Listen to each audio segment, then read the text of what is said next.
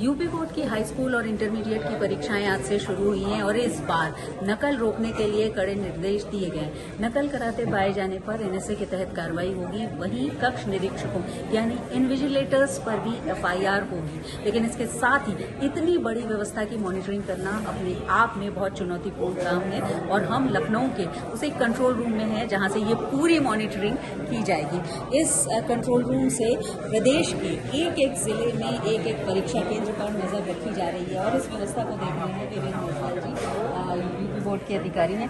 Sir, जिस तरह से ये पूरी व्यवस्था है, कैसे आप लोग करेंगे? क्योंकि अगर यहाँ पर कोई जानकारी मिलती है, जैसे हम देख रहे हैं कि एक एक परीक्षा कक्ष को भी ये स्ट्रांग रूम ये स्ट्रांग रूम है, सील है और इसको ये 24 घंटे सीसीटीवी की निगरानी में रहने वाला है। इस स्ट्रांग रूम को जब प्रश्न पत्र निकाले जाएंगे तो 3 अधिकारियों ही उसके लिए हमको पूर्ण रूप से समन्वित जिम्मेदारी दी गई है कि जब वो उपस्थित रहेंगे परीक्षा से 1 घंटे पूर्व 7 बजे परीक्षा केंद्र पे आ जाएंगे और उन्हीं के समक्ष इसको सील को खोला जाएगा, इस स्ट्रांग रूम को खोला जाएगा। यानी जब क्वेश्चन पेपर्स निकाले जाएंगे और सील को खोला जाएगा, वो भी यहाँ से मॉनिटर किया जाएगा। ये अपने आप में एक बड़ी बात है। यानी सिर्फ जो कक्ष है, परीक्षा कक्ष, वहां तक पहुंचने का ही नहीं, उससे पहले से ये मॉनिटरिंग शुरू हो रही है। ये जो हम देख रहे हैं परीक्षा के कक्ष, अभी शांतिपूर्ण तरीके से परीक्षा चल रही है, लेकिन इसमें अगर आपको मान लीजिए कुछ सूचना मिलती है तो किस तरह से आप पुलिस से, किस तरह से प्रशासन से कोऑर्डिनेट करेंगे? हम यहाँ पुलिस अधिकारियों के नंबर भी देख रहे हैं जी।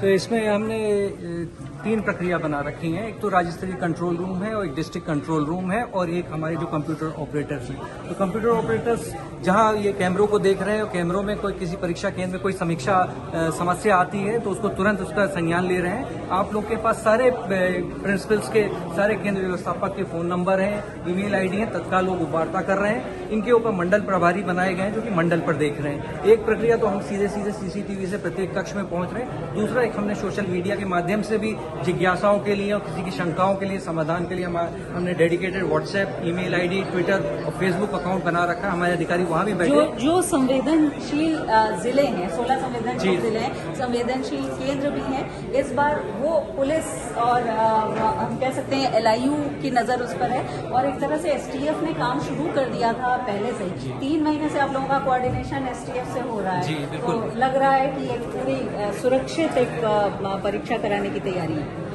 सरकार नकलविहीन परीक्षा कराने के लिए संकल्पित है। पूरा प्रशासन, पूरा प्रदेश विभाग इसके उसमें लगा हुआ है। यदि कोई ऐसा अवांछनीय तथ्य सोच भी रहा है तो उसके विरुद्ध कठोर से कठोर कार्रवाई विधि सम्मत की जाएगी। विधि सम्मत कार्रवाई की जाएगी। उसके विरुद्ध ये सुनिश्चित बिल्कुल किया जाएगा कहीं पूर्ण रूप से नकलविहीन परीक्षा हम कराएं, सुचितापूर्ण कराएं और बच्चे बिल्कुल तनाव मुक्त होकर पूर्ण परिश्रम से अपनी परीक्षा दें और सफल हों। पहली बार कॉपीज की बारकोडिंग भी की गई। जी, इस बार प्रथम बार हमने जो इस वर्ष की उत्तर पुस्तिकाएं हैं, उत्तर पुस्तिकाओं की हमने बारकोडिंग की है, जिसमें कि माध्यमिक शिक्षा परिषद का लोगो भी लगा है और ये सुनिश्चित किया गया कि सिलाई युक्त कॉपियां होंगी, जिससे कि कॉपी के बारे में भी कहीं ना तो बाहर से लिखने की कोई संभावना हो, ना कोई गत वर्ष की कॉपी से लिखने का प्रयास करे और इस वर्ष की ये सुनिश्चित हो। तो इतनी बड़ी एक व्यवस्था को संचालित करना, उसकी मॉनिटरिंग करना अपने आप में बहुत चुनौतीपूर्ण काम है। 58 लाख से ज्यादा छात्र यूपी बोर्ड की परीक्षा में शामिल हो रहे हैं, उसके लिए रजिस्ट्रेशन कराया, जिसमें 31 लाख से ज्यादा